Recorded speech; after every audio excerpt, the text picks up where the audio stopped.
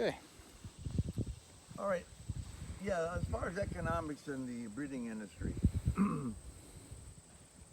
early foals, in other words, foals born in January and February, are probably valued about 20% more than foals born in June. The main reason is a horse turns a year of age the 1st of January and 2 years the next 1st of January.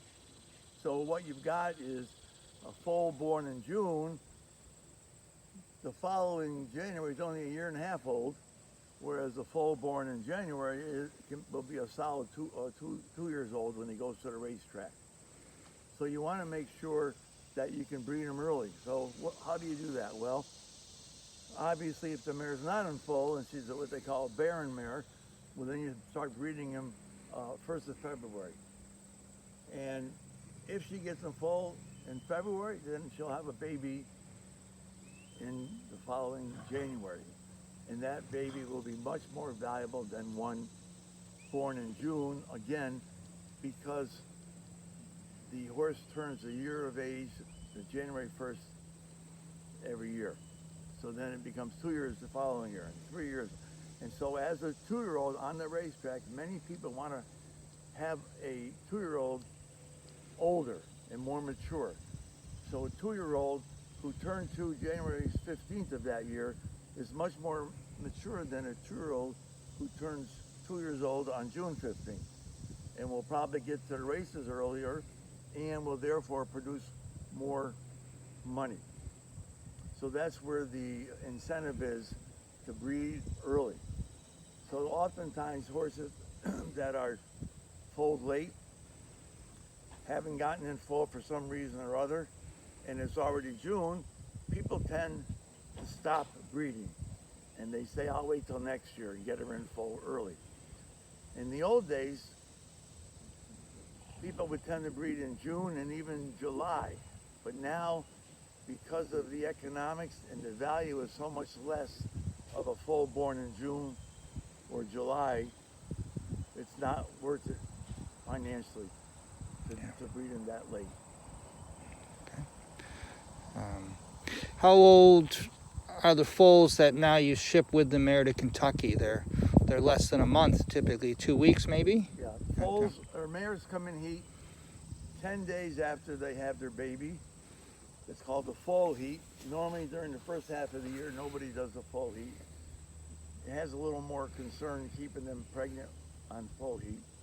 So people tend to wait. When it gets into May, then you might try the foal heat to gain a couple weeks in the age of the baby. So in general, we don't breed foal heat unless we have to.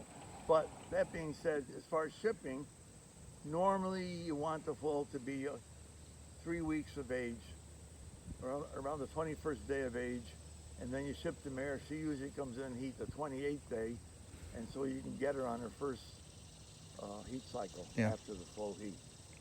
So that's when you do that. Yeah. And then obviously people who breed in Kentucky, from New York, we have to pay board there, and board is a little more steep than it is in New York. And so you want to get your mare home. That being said, we usually wait till the mare is 42 days pregnant, because shipping horses can sometimes result in a horse slipping her baby or aborting her foal, her pregnancy. So you want her to be at least 42 days pregnant. After that, it's safe or more safe to ship. Yeah. But you should really leave them 42 days after they get called pregnant. And there's a rule for New York breeders. They've got to be back at some point, but it's 90 days 90 after days. the last cover. They got to be back. And in New York, they are very strict with that. Yeah. So you want to make sure they check your hand papers and so on and so forth. And then again, one of the economics of the breeding industry is shipping. And there's a lot of van companies. So what I have found is a lot of the local guys that go and ship with a 3-horse trailer are much more reasonable than using a large vanning company. Mm. And you can save hundreds of dollars by shopping around Yeah. for vanning. Yeah. And you can always get a volume discount if you send a number of mares at one time in a van that's got holds 10. They give you a break to use the whole van for your horses. Yeah. Great. What are the biggest expenses you see on the farm? Well, okay, let's start about feed. Feeding is obviously important. We make our own hay and we have someone cut it for us.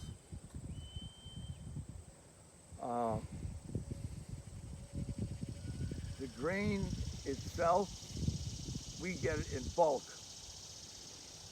In bulk, there's a one-time fee for the tank that holds the feed, but after that you save about 18% on your grain by having a bulk.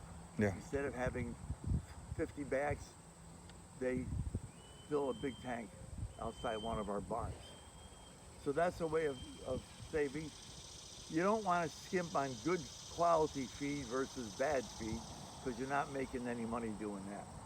But you can negotiate with your feed provider because they do have deals from time to time. We have one that we use that if you get bag feed, there's a ticket in each bag, and if you hand those tickets in, there's X number of dollars per ticket that they will give to a humane group of your choice. Okay, but right now, what we've done most in the last 20 years is switch to the bulk grain to save money. Mm-hmm. And then other incidentals are salt blocks. You know, a lot of people spend money on a lot of the additives. I personally think if you've got a good feed company and it's good quality feed, you've got good quality hay, not moldy, that all those other additives are just a waste of money. And some people in my career I've found they are feeding half a quart of grain twice a day. Meanwhile, they're giving them a $100 bottle of vitamins, and meanwhile the horse is thin. And they want to know why. Well, the why is because they don't give enough grain. And then I've gone to places where they've had feed companies send people in there with a computer. They get into the percentage of digestibles versus non-digestibles. I happen to think when you're going to be checking the quality of your hay, first of all, you've got hay coming from different fields. And I just think that if it's dried properly, it's not rained on, and it's in head, it's good. Right. Getting any more detail, I think, is just, but if they'll do it for free, fine, but usually it'll come back that it doesn't have this, doesn't have that.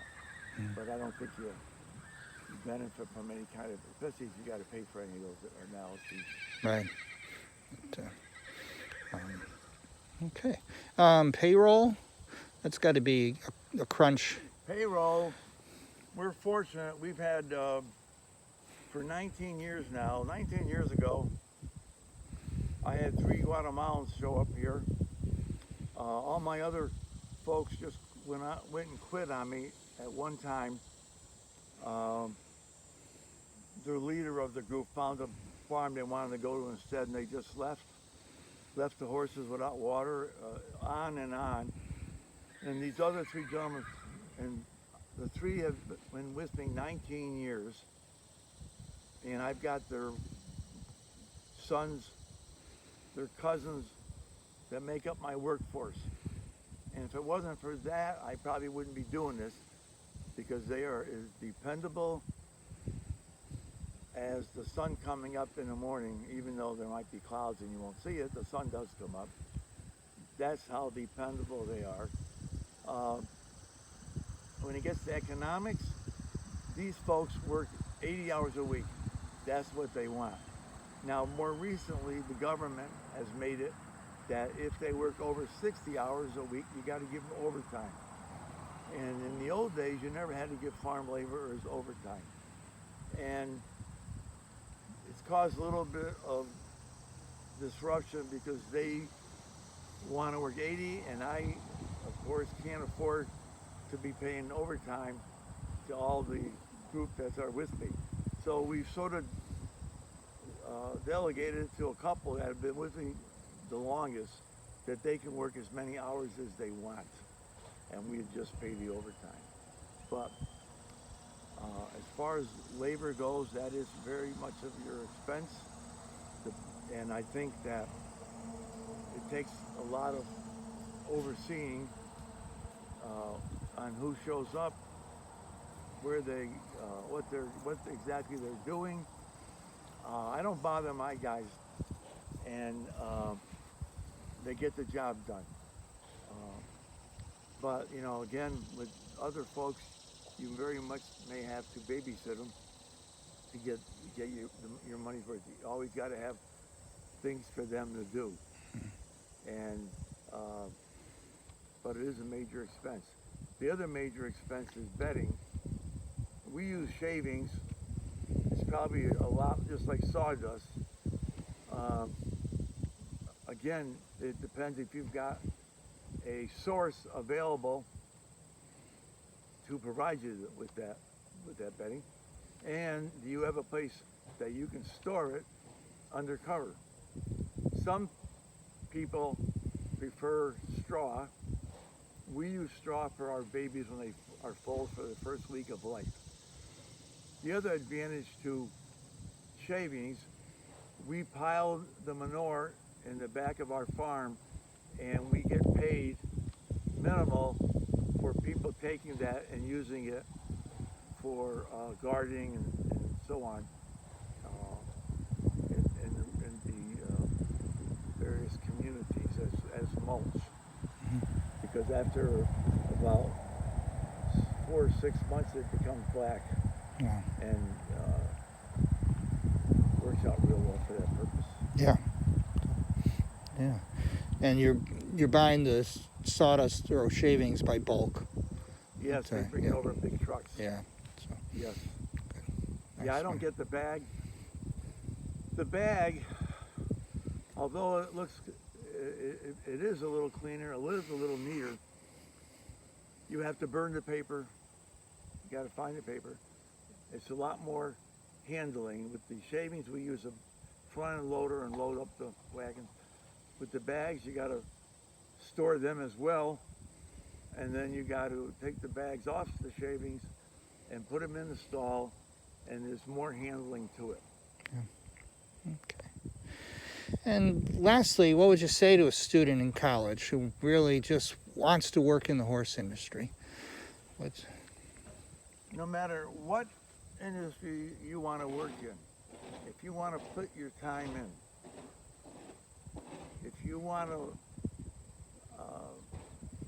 enjoy life because you enjoy the horse industry, it's a great place, a great industry to be involved in.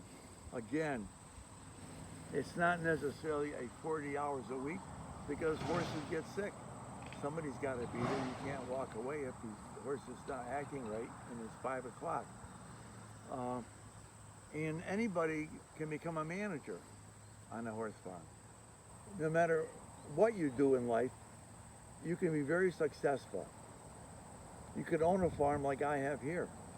I work a lot, and I love my work, and I still do it. But you've got, the potential is there. You've just got to make some decisions. You've got to make decisions when you come to crossroads that you in life, and if you can make the right ones, you can do fine. But there is a lot of potential, Well, thank you very much.